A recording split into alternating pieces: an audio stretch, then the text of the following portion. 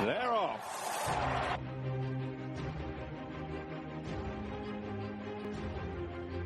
All covered, all round, all victory.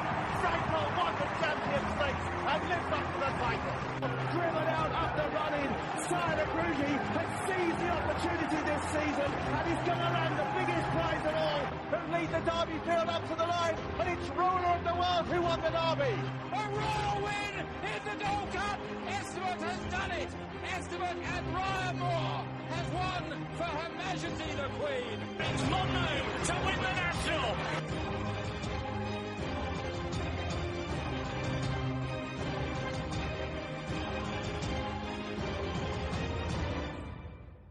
Welcome to the Picks and Paddock podcast with me, David Weldon. Joining me this evening, we have a full house. We've Rory Paddock, Chris Connolly and Carl Headley. How are you, lads? Sam. Great, thanks. Lovely. Now, before we start, just want to mention the fact that our Stable Stars tournament is now live in association with Realta Racing, and the prize at the end of it is a whopping prize of a 5% share in one of their horses. Realta are an up-and-coming syndicate with excellent horses in the background. Carl, can you tell us a bit more? Yeah, absolutely. There's a lot of fun guys there and ladies to get involved with. The horses are pretty darn good too. We had a runner at Down Royal just a couple of weeks ago, a touch of Sparkle, who was unlucky not to get placed. So Stuart Crawford certainly knows what he's doing with the horses that he has there running under the syndicate, and we're looking forward to a bright season ahead. Lovely. So find all the details on Twitter to sign up for the Stable Stars tournament in association with Realta Races, and being a chance to have your share in the horse. So lads, we'll kick on and looking ahead to what to me is really the kickstart of the jump season. I know we've had the Charlie Hall and a couple other big races, but the Cheltenham Open meeting is really where it all starts, for me anyway. We'll start with the opening race on the Friday, which is the Paddy Power Chase, a handicap over just shy of 2 miles with the new fandangled measurements of the race courses. And Rory, we'll start with you. There's a very unexposed type at the head of the market, Le Vatican. What are your thoughts on the race? Yeah, to be honest with you, it's one of those races like this early on in the season. It's an absolute minefield. I think the Vatican is also entered in another race as well over the 3 days at Cheltenham. I'm not sure whether or not. It probably won't get into entered in the Paddy Power Gold Cup, but it's probably not going to get into that. Probably won't get it. I mean, to be honest, it's a decent enough race. It's a decent enough handicap, and to me, it's a bit of a minefield. There's nothing I'm particularly strong on. If I had to give a selection, I'd probably go with Nicky Henderson's Love Kent. No great shakes, but it's ran 2 relatively decent enough races this year, winning 1 and coming 3rd in its last outing. Henderson has his yard in form, I think it's about 30% strike rate. Again, personally, it's a race I'll just kind of sit back and watch and see if I can try and figure out a few handicap sort of horses to follow sort of thing. But no great shakes. If I had to, Love Kent for me. Lovely. And Carol? My selection here would be Astracad. He's a regular runner at Presbury Park, and he rolled back the years to win the seasonal debut at Sheffield last month. He came back here a few weeks later and again put in another solid effort when fourth to Bunduma. He wouldn't want too much rain. I don't think there's going to be much about, but he's still quite well handicapped in the best of his old form, and at double figure price he certainly appeals it in each way. Lovely. My own thoughts before we go to Chris. I quite like Bald Henry to back up his win in this race last year. He goes well fresh, and Philip Hobbs is in great form. He did a treble there at Exeter on Wednesday. An 8-1 is a fair enough price. Money could come for this, given it's owned by JP, but Bald Henry for me at 8-1. And the other one I would just mention too is the Clockaleary for Phoenicia Williams, who's in flying form at the moment, and it's entered in the Paddy Power Gold Cup, the main race on Saturday as well, but unlikely to get into that, and still probably unexposed. But the Bald Henry for me. And Chris, your selection, please. Yeah, I think Bald Henry's got a massive shout. Won the race last year, but one that ties in very close with that horse is So On Target, who finished second in that race last season. He's a regular here as well. He's won round the course and the distance. Should be better for a spin. He had a few weeks back. Brendan Baltic's ride. I wouldn't say he's massively well handicapped, but strictly speaking on the form book, he has a very good chance. So an each way shout for me at double figure price would be so on target. Lovely. Moving quickly on to probably one of my favourite races in the cross country. I think it's just an amazing spectacle to be able to watch. I know it's not everyone's cup of tea, but for me it's a top quality race. Carl, we'll start with you. Sorry, Dave, what race? Cross country. Oh, the cross country. Josie's Orders is a horse that I like the look of last season, having switched yards. I think that Enda Bulger likes to do well in this race, and he certainly should have this one primed to go well on Friday. Lovely. And if you've ever seen Enda Bulger's yard, he actually has a cross country schooling area for his horses, so he's an absolute dab hand at this. And my own selection would be Degora. Ran an absolute belter in the festival version of this race last March, and then had a bad trip in the Irish Grand National before running well over the banks at Punchestown, coming down 4 out when it was still going well, and with Katie Walsh on board, who knows the banks fairly well, should go well at probably a big price that's going to be overlooked. Chris, your thoughts on the race? Yeah, I'm going to be slightly boring and go with any currency. He's a regular in these sort of races. He's another one who I wouldn't call exactly well handicapped, but he's a specialist in the cross-country races, and if you can get a decent price about him, he's 12-year-old, he's experienced enough, he rarely makes mistakes, he rarely tips up or anything like that. I think he's a solid option, especially if you can get an each-way price. Lovely. And Rory, finally, your thoughts? Yeah, I'm a massive any currency fan. Saw the horse push Balthazar King all the way at the Cheltenham Festival a couple of years back. Thought it got up at a decent price, but unfortunately I'm going to abandon ship with any currency. I think now at the age of 12 it's probably too much and he's carrying too much weight. I'm going to be a bit boring though. I'm going to side with Carl and go with Josie's Orders. Anything Edna Bulger runs over here, it's got to be respected. Obviously it looks like it's the first choice with Nina Carbrion. She knows what she's doing around these fences as well. 7-year-old, so he's got a bit of scope for improvement. Josie's Orders for me. Lovely, lads. And just touching this race, what an amazing achievement it would be if Uncle Junior could somehow get up and win this race at the age of 14. He's an unbelievable record over the banks, and that'd be really one for the sentiment. We'll move on now to the Saturday and the Paddy Power Gold Cup, the feature race of the 3-day meeting. Wide open market as you'd expect. King's Palace heading that at 15-2. Boonduma, who is very progressive at 9-1, and Irish Cavalier, who's also progressive at 10-1, and really anyone's race. I'll give my own thoughts on it straight away. Bywise for me is an absolute cliff horse, and I hate saying that, but he just doesn't jump well enough. But at 16-1, I'd be willing to take a chance that if he can get his act together, he's still massively well handicapped. And just the other one for me would be Oscar Rock, who's probably my main selection in the race. Malcolm Jefferson's had a decent enough start to the season, and his horses have been fairly ready to go first up. And while this horse isn't obviously well handicapped, he is potentially the class horse in the race. And for me, 16-1 is just too big. Chris, we'll start with you this time, please. Yeah, I've had Generous Ransom as a long-term target for this race. He's trained by Nick Gifford. He had a recent spin, I think it was about 2 weeks ago actually. He ran an absolute stinker in all fairness, but he's on a nice mark. I think he'll definitely pick up a couple of decent handicaps this year. Hopefully he'll be 100% ready to go, and I think he's a big player. He's a big price as well, so I fancy him each way. If I had to give another one, I couldn't have the favourite. I think King's Palace is ludicrously short, so Double Ross would interest me at bigger prices. Horse was falling back down the weights. He's got some solid form. He ran much better last time, and I think he's a big player as well at big price. Lovely. Rory? Yeah, for me, drastically open. I mean, don't get me wrong, the Paddy Power tends to be a very open race anyway, but this season's renewal just looks ridiculously open, to the point where, you're seeing horses that you've backed numerous times. For me, John Spirit has to be in there. Let's not forget, a lot of people talked about this horse as a potential Gold Cup horse last year. Obviously, it didn't sort of hit those dizzying heights, but you've got to respect that horse around Cheltenham.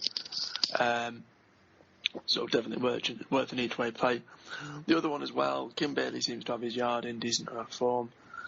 Dana is his only Cheltenham festival winner, but the horse, again, another horse that seems to like the course.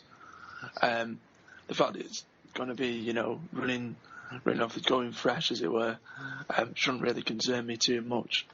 I think there's probably a bit of improvement in Dana as well. Course and distance winners, worth the punt with those two. Lovely. And Carl, finally to you. I'm going with Irish Cavalier here. He came back last month and probably surprised connections by winning so easily at Newton Abbott over this trip. He saw off the likes of Henryville and Artmaresque, and the ladders come out to frank the form subsequently.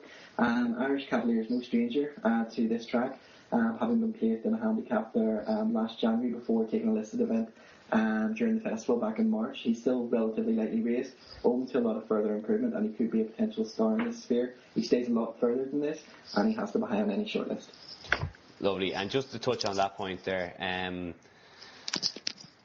Irish Cavalier beat Generous Ransom in January last year by 2 1/4 lengths. He's now rated £16 higher, and there's a massive swing in the weights with Generous Ransom, but the prices do not reflect the same. Would you be concerned with the extra weight he has to now carry, given he's been so progressive over the last 12 months or so? No, because I think a top-class horse can carry any weight, but hopefully, I don't think this was the initial plan for Irish Cavalier. I think he was due to go over staying trips, but I just think that Rebecca Curtis has seen how well he came out of his last race and opted to take this road, and that has to be respected. Do you want your say? Email the show direct from our website at picksfromthepaddock.co.uk/podcast and get involved. We'll move on then to the Sunday, and probably one of the races I'm most looking forward to. I was lucky enough to back Uxusandra in it last year before abandoning it, before it hacked up at 16-1 at the festival, and it's the Schlur Chase on Sunday, 2:10 I think it is on Sunday. Simply Ned heads to market at 11-4 with Sprinter Sacre not far behind, and then you've Mr. Mole and then a few other probably likely non-contenders running for third, with the likes of Summersby, Next Sensation, Savello, and Rory. We'll start with you now this time.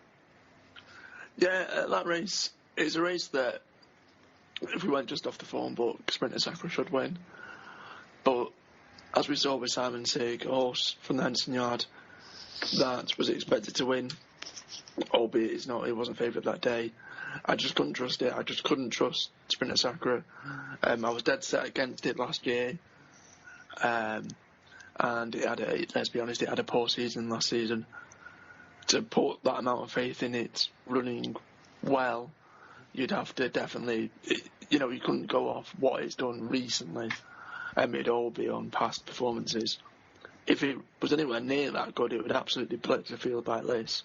But again, without a massive deal of confidence, I couldn't side with it. So for me, each way selection, probably Next Sensation. A horse who won at the festival last year, likes Cheltenham.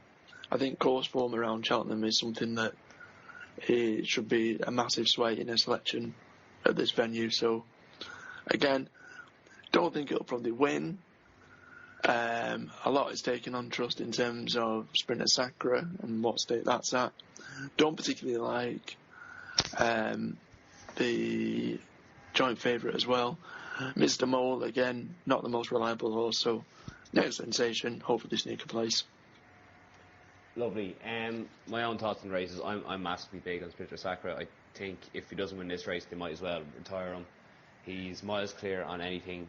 Fair enough, his rating is only 167 now, but it was only about 12 to 18 months ago that his rating was 188, and he was the highest rated chaser in training. And if he runs to his last mark behind Special Tiara at Sandown at the end of last year, he wins by a furlong. Without him in this race, this is a high-end handicap at best. So I think Sprinter Sacre at 11-4 is absolute massive bet for me. And as I said, he's probably going to be best first time up anyway in this type of field, and I can just see him winning and everyone will be full of joy again. Carl, your thoughts please in the Schroeder chase? Well, I agree with Rory in the fact that there's a couple of dodge pots in the race, namely Mr. Mole, who I can't have run the Cheltenham at all. There's just too many ifs and buts about Sprint Osaka. I think if he was anywhere near the horse of old, he'd be a lot shorter than 11-4. The bookies don't tend to give money away. But the one that interests me is Croco Bay. He wasn't beaten too far on his seasonal debut in third to Simply Ned at Kelso. He's fully entitled to come off that run, bearing in mind that he won around this time last year. Be of little surprise to see him reverse the form with Simply Ned. Croco Bay has gone well here in the past, and he can do so again. Lovely. You're all off your rocker, by the way. But Chris, can you bring some sense to the situation? Yeah, I mean, the obvious thing to say is if Sprint Osaka turns up, if he's 80%, if he's 75% of his former best, he will win. There's no question about that in my mind. But there's a big question mark. He was lightly campaigned last season, a bit disappointing as well. Next sensation, I think, is a handicapper, and Mr. Mole, he's as reliable to refuse to race as he is to win, so I couldn't have him. Also, the course is a negative for him. And I think Simply Ned, although he come second in this last year, he's been lightly campaigned. I'd assume he's either had his problems or he's just been slow to come to hand. It's a nice horse, but I think this is, I think it's tough enough for a horse of his nature anyway. And I think Savello at the odds makes sense. Given a shocking ride last time by Bridget Andrews, won over the course and distance, has some high-class Irish form. And I think at the prices, if they go quick up front, he's a sort of going to be held up and he might just pick up the pieces and run into a place. So, Savello for me. Lovely. So no sense brought to the situation by Chris. You'll all be counting my money on Sunday evening. We move on to the Great Wood Hurdle, then the final race to look at from the Cheltenham Open meeting, and another competitive wide open handicap. My own thoughts on the race: I think Days of Heaven has a good chance if fully wound up by Nicky Henderson. Was a decent enough horse last year before bottoming out in the 3 mile Grade 1 novice race at Aintree. Nicky Henderson has a habit of doing this with his novices, putting them into a handicap first time up before going on to bigger and better things, and he could just be well handicapped, and he's probably one to keep on side. And the other one I would give a good mention to is Rock de Casbah for Philip Hobbs, who had the winner of this race last year in the form of Garde la Victoire, and 25-1 just seems overly priced given this horse is a good bump performer and was a solid enough novice last year as well. I think in this race you need to be aiming for a lightly raced novice who could be well ahead of the handicapper. Carl, we'll start with you here. You pinched my selection. Rock de Casbah was my choice as well. Generally around a 25-1 chance at the moment. But he ran well, went a good runner-up to Court Minstrel and a Grade 3 handicap at Chepstow last month. The form's been given a boost following a subsequent win by Sound Investment. There's some good types in behind him in that race, including T4 2, or Kempfer and Hurricane Hollow. And with the couple as well and Truly Blown Away, this fighter looks sure to go well for a yard that specialises in this type of race. Lovely. Chris? Yeah, I'm going to be boring in this one. I quite like the favourite, Mick Jazz. He's got some really good form. He's 4.5 length defeat behind Top Notch last season. Reads really well into a race of this nature. I think he's a great chance if he's forward enough. That would be a concern, however, because Harry Fry's had a few who've needed the run, but at the prices he makes sense each way. If I was going to have a nibble at anything else in the market, Nabucco is interesting. Trained by John Ferguson, I think he's rattled off 4 in a row. His yard's going well, so he'd be interesting if a big enough price, but the favourite for me. Lovely. And Rory? Yeah, I see your sense with Days of Heaven, Dave. Definitely a nice enough type. Two I want to go for Renetti. Finished 4th in the Cesaro, which on the flat, so clearly shows he's got ability on the level. Has won, obviously, over obstacles before. Comes from the big yard of Willie Mullins. I think it'll probably strip fitter than some of these. Very lightly raced as well over hurdles, so I think you've probably got quite a bit of improvement there, and I think 20-1 is probably a bit overpriced. The other one, and the one that I'm probably more keen on, even though despite the fact that it's a 10-year-old and it's obviously clearly going to be open to an abundance of improvers in this race, I think Starlock probably has a decent enough chance. I mentioned in the earlier race we were looking at, I think course form counts for a lot around Cheltenham. and out of the 7 times it's raced here, it's won 3, and it's placed on a couple of occasions as well. Clearly, it likes Cheltenham, and obviously it's 10 years old now. It's not the horse it once was, but it's easy to forget that this horse was, contesting Grade 1 races in its former days. I think it sits at something ridiculous like £27 below its highest ever mark over hurdles. I know it's obviously not the horse it was of old, but I think might do well. 33 to 1 is probably a bit too generous, so it's worth probably a sneaky little each way punt. So that's it for the Paddy Power meeting. Join us on our next podcast where we will be previewing the rest of the National Hunt season and giving our tips for the big anti-post races and the big 4 Cheltenham Championship races. Thanks for this. Realta Horse Racing Club at the UK and Ireland's fast emerging National Hunt Horse Racing Syndicate, with shares available in well-bred horses in training, with Ulster National winning trainer Stuart Crawford. Realta welcome new inquiries. For more information, visit realtaHorseRacing.com and follow them on Twitter at RealtaNH. Now you've seen our tips, we want you to show us yours. Do you have what it takes to tip a winner? Use hashtag tell us your tips and tweet us at PixPaddock.